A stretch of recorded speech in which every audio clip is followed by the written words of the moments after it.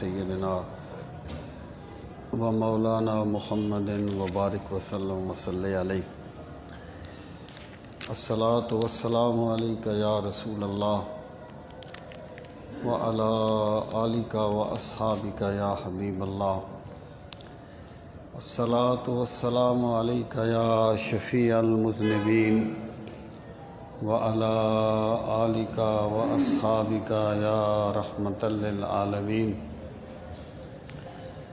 رب اشرح لی صدری ویسر لی امری واحلل عقدۃ من لسانی یفقہوا قولی اللہم ارنا الحق حقا وارزقنا اتباعہ وارنا الباطل باطلا وارزقنا اجتنابہ اللہم ارنا الاشیاء کما ہی اعوذ باللہ من الشیطان الرجیم بسم اللہ الرحمن الرحیم۔ یہ آیت نمبر 51 ہے جی، چھٹے رکوع میں آیت نمبر 51۔ اعوذ باللہ من الشیطان الرجیم بسم اللہ الرحمن الرحیم۔ وَإِذْ وَاعَدْنَا مُوسَىٰ 40 لَيْلَةً ثُمَّ اتَّخَذْتُمُ الْعِجْلَ مِن بَعْدِهِ وَأَنْتُمْ ظَالِمُونَ۔ یہ اللہ تعالیٰ کے بنی اسرائیل پر کیے گئے احسانات کا تذکرہ ہے کہ اللہ تعالیٰ نے ان پہ کس طرح احسانات فرمائے اور انہوں نے احسانات کی قدر کرنے کی بجائے سرکشی کا اظہار کیا۔ اس سے پہلے یہ بات گزری تھی کہ ہم نے جب انہیں فرعونیوں کی غلامی سے نجات دی تو ان کے لیے سمندر میں راستے بنا دیے تھے تاکہ وہ امن کے ساتھ گزر جائیں۔ اس کے بعد جب وہ وہاں سے گزر گئے اور اللہ تعالیٰ نے انہیں فرمایا کہ تم جہاد کرو، اور انہوں نے جہاد سے روگردانی کی، تو اللہ تعالیٰ نے انہیں 40 سال تک وادی طی میں سرگرداں رکھا۔ تو اس آیہ کریمہ میں اللہ تعالیٰ نے اس زمانے کے اپنے ایک احسان کا تذکرہ فرمایا ہے۔ فرمایا وَإِذْ وَاعَدْنَا، وَإِذْ اور جب، وَاعَدْنَا ہم نے وعدہ کیا، موسیٰ علیہ السلام سے، 40 لیلتاً، 40 لیلتاً راتوں کا۔ جب ہم نے موسیٰ علیہ السلام سے 40 راتوں کا وعدہ کیا، ثم اتخذتم العجل، پھر اتخذتم تم نے، اور تم تھے ظلم کرنے والے۔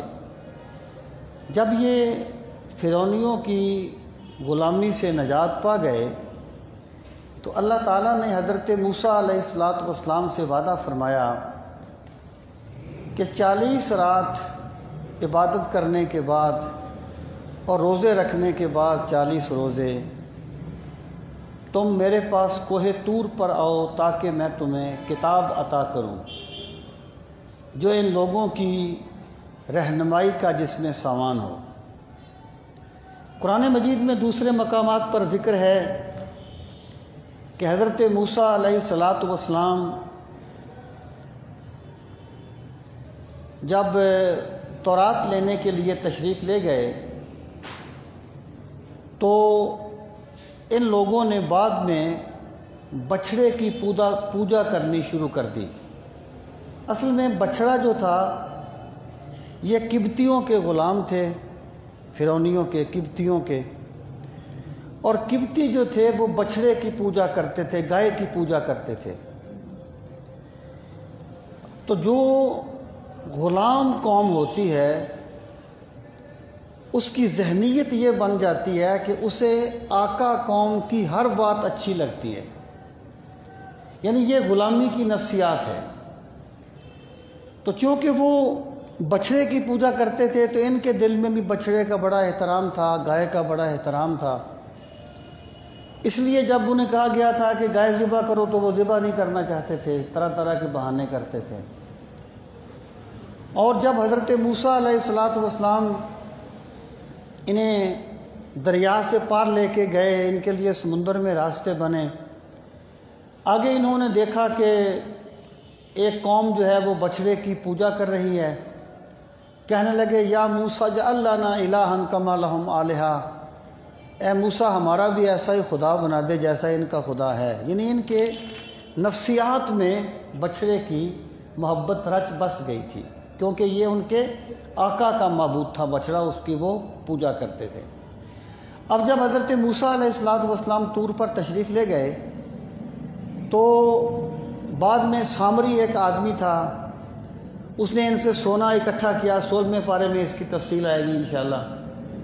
اس کا ایک بچڑا بنایا اور بچڑے میں سے آواز نکلنے لگی۔ ایک قول یہ ہے کہ وہ بچڑا ایک زندہ جانور بن گیا تھا کیونکہ اس نے جبریل کے قدموں کی مٹی ڈالی تھی، اور ایک قول یہ ہے کہ ویسے اس کی ساخت ایسی تھی کہ جب اس سے ہوا گزرتی تھی تو اس طرح آواز آتی تھی جیسے بچڑا بول رہا ہو۔ بہرحال تو سامری نے لوگوں سے کہا کہ یہ ہے تمہارا الہ، یہ ہے تمہارا خدا۔ موسیٰ تو پتہ نہیں کہاں چلے گئے ہیں، تو انہوں نے بچھڑے کی پوجا کرنی شروع کر دی۔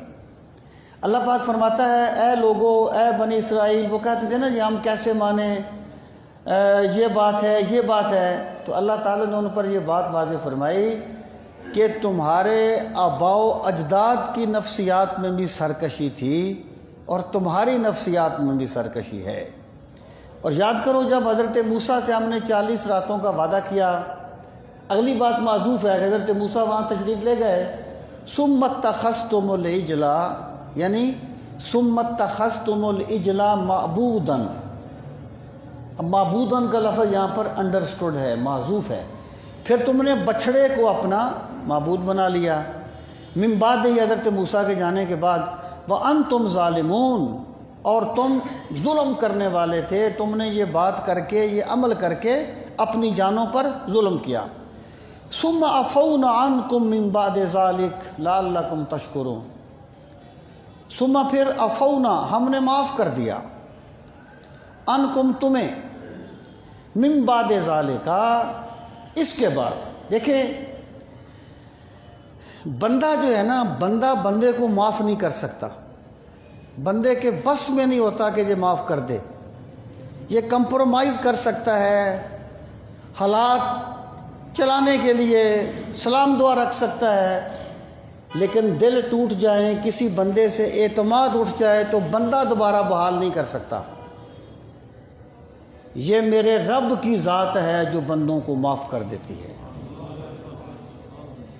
جو بندہ اس صفت کو جتنا زیادہ اپناتا جائے گا کہ وہ ایک بندے کو زیادہ سے زیادہ معاف کرنے کا ملکہ اس میں آتا جائے گا، تو گویا وہ بندہ خدائی صفات کا مظہر بنتا جائے گا۔ اللہ پاک فرماتا ہے تم نے یہ کیا تھا، ثم عفونا عنکم من بعد ذالک، پھر ہم نے تمہیں معاف کر دیا تھا اس کے بعد۔ دیکھیں یہ جو شرک ہوتا ہے نا، شرک، اس کو ناقابل معافی گناہ کہا گیا ہے قرآن میں، یہ ظلم عظیم کہا گیا ہے اس کو، یہ ناقابل معافی ہے۔ اس کی وجہ یہ ہے کہ محبت کی دنیا میں بندہ سب کچھ برداشت کر لیتا ہے لیکن دوئی برداشت نہیں کرتا، دوئی برداشت نہیں کرتا بندہ۔ وہ کہتے ہیں نا، ایک بزرگ تھے وہ فرماتے تھے کہ شرک کیوں اتنا برا ہے، تو مجھے اس کی سمجھ ایک عورت کی بات سے آئی تھی۔ لوگوں نے کہا حضرت کیسے؟ آپ نے وہ فرمانے لگے کہ میں اپنے شاگردوں میں بیٹھا ہوا پڑھا رہا تھا، ایک نقاب پوش عورت آئی، کہنے لگی کہ حضرت میرا خامند دوسری شادی کرنا چاہتا ہے۔